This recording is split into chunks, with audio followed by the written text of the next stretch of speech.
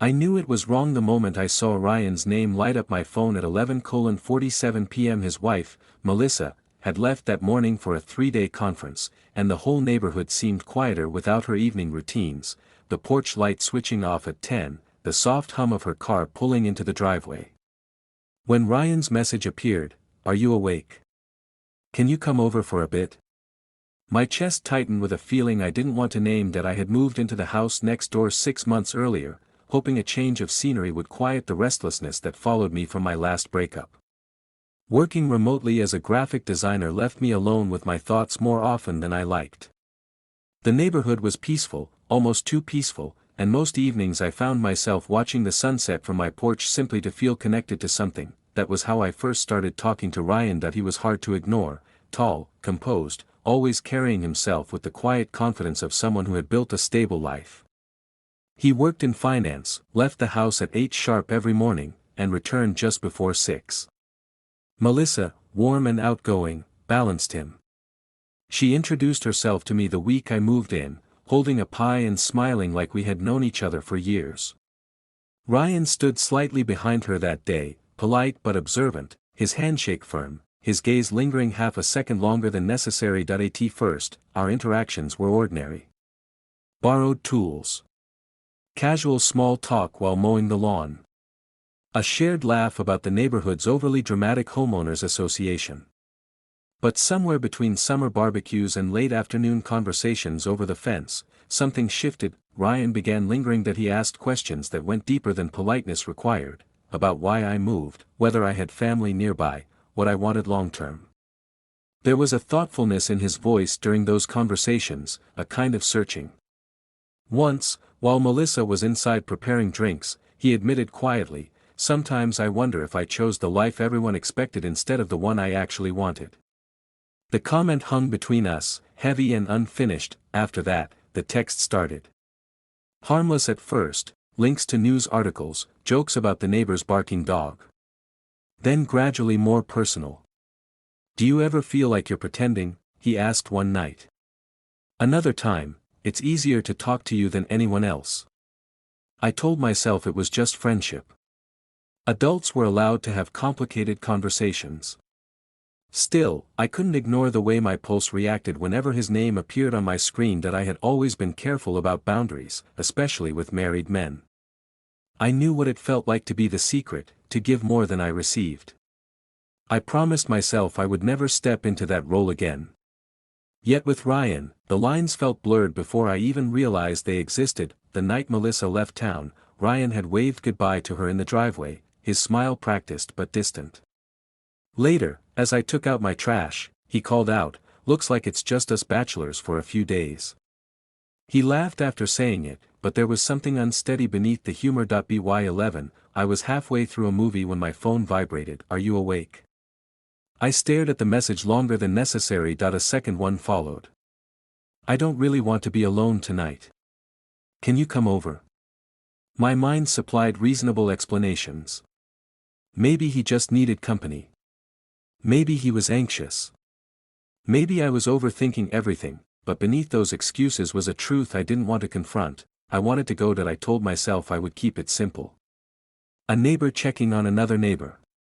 Nothing more. The air outside was cool as I crossed the narrow stretch of lawn separating our houses. The neighborhood lights cast long shadows, and every step felt louder than it should have. When I reached his porch, I hesitated, staring at the familiar blue door as if it belonged to a stranger. Before I could knock, it opened. Ryan stood there in a plain gray t-shirt and sweatpants, his usual composure replaced by something raw, almost vulnerable. The house behind him was dim, the television off, the silence unmistakable. For a moment, neither of us spoke. "I'm glad you came, Daniel," he said quietly. The way he said my name made it clear this wasn't about boredom or casual company, and as I stepped inside, I realized this night wasn't going to be as simple as I had promised myself it would be. The door clicked shut behind me, and the sound felt louder than it should have. Ryan led me into the living room without turning on any additional lights. A single lamp near the couch cast a muted glow across the walls, softening the framed photographs of vacations and anniversaries, evidence of a life carefully built. I noticed Melissa's smiling face in one of them and felt a flicker of guilt before I could stop myself. "Thanks for coming over," Ryan said, rubbing the back of his neck. The confidence he wore so naturally outside seemed to have slipped off with his work clothes. "I just didn't want to sit here alone with my thoughts." I nodded and took a seat on the edge of the couch, careful to leave space between us. "You could have called anyone," I replied, trying to keep my tone neutral. He gave a faint, humorless smile. "I didn't want to call just anyone." The words settled between us, deliberate, and waited. For a moment, neither of us spoke. The silence wasn't awkward, it was charged. Ryan leaned forward, elbows resting on his knees, staring at the floor as if the right sentence might be written there. "Do you ever feel like you're living on autopilot?" he asked finally. "Like you wake up, go through the motions, smile when you're supposed to, and none of it feels real?" His voice lacked the polish he used in daylight conversations. This was different, stripped down. "I've felt that way before," I admitted. "My last relationship had taught me how easy it was to perform happiness while quietly unraveling inside. It's exhausting." Ryan exhaled slowly, as though relieved I understood. "Melissa is a good person," he said quickly, almost defensively. "She doesn't deserve confusion." He paused, choosing his words carefully. "But I don't think I've ever been honest about who I am. Not with her. Not with anyone." The admission shifted the air in the room. I turned slightly toward him. "What do you mean?" He hesitated, jaw tightening. "I mean that when I'm around you, Daniel, I don't feel like I'm pretending." His eyes met mine then, steady but uncertain. "And that scares me." My pulse thudded in my ears. The boundary I had been pretending not to see suddenly stood clear and undeniable. "Ryan," I started, intending to slow whatever this was becoming, but he continued. "I've spent my whole life making the safe choices," he said. "The expected ones. Good job. Marriage. House in a quiet neighborhood." His gaze drifted briefly toward the hallway, toward the life he shared with Melissa. "But lately, I feel like I'm standing outside my own life, watching it happen." His vulnerability pulled at me in ways I hadn't prepared for. I recognized the loneliness in his voice because it mirrored my own. "That doesn't mean you throw everything away," I said carefully. "I know." He laughed softly, though there was no humor in it. "I'm not asking you to solve my life. I just needed to say it out loud. To someone who might understand." We sat in silence again, but this time it felt closer. Not physically, there was still space between us, but emotionally, the distance had narrowed. "I don't want to be a secret," I said quietly, surprising myself with the firmness in my tone. "I've done that before. It doesn't end well." Ryan looked at me, really looked at me, as if measuring the weight of what I'd just confessed.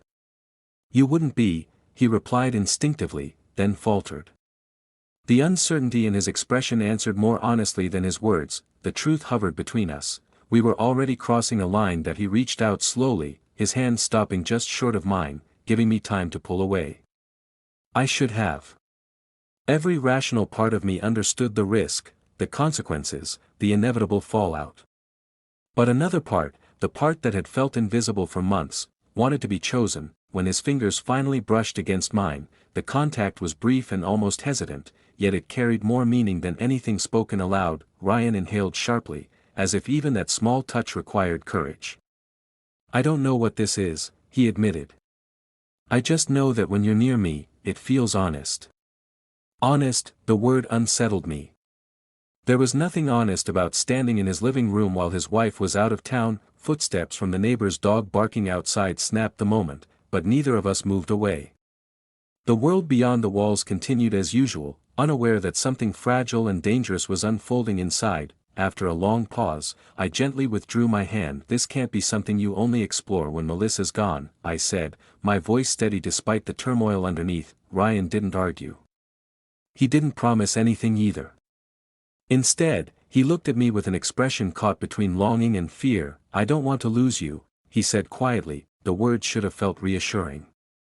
Instead, they sounded like the beginning of a complication neither of us was ready to face, and as the silence returned, thicker now, heavier. I realized the real question wasn't whether we felt something that it was whether either of us was brave enough to confront what it would cost. The morning after I left Ryan's house, the neighborhood looked exactly the same, sunlight washed over trimmed lawns, sprinklers clicked rhythmically, and nothing outward suggested that a boundary had been tested the night before.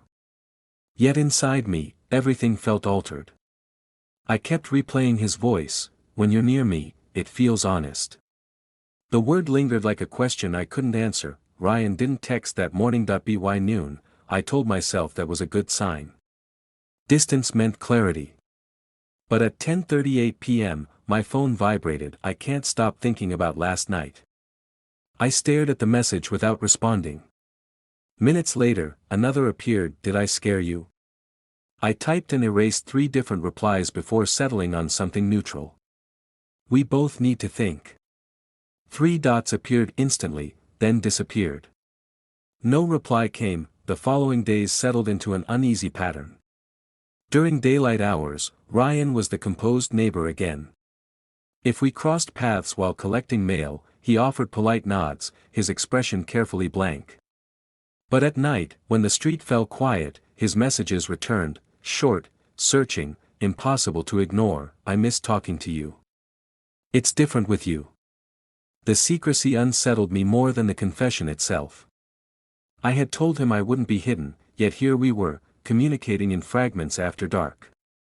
I felt myself shrinking into a version of the man I promised I'd never be again. On the 3rd day, Melissa's car pulled into the driveway just before sunset. I watched from my kitchen window, guilt rising unexpectedly in my chest. She stepped out smiling, her posture tired but warm. Ryan met her outside, wrapping his arms around her in a practiced embrace. From a distance, they looked stable, normal. A married couple reunited after time apart. The image forced clarity I had been avoiding. Later that evening, Ryan texted, "Can we talk?"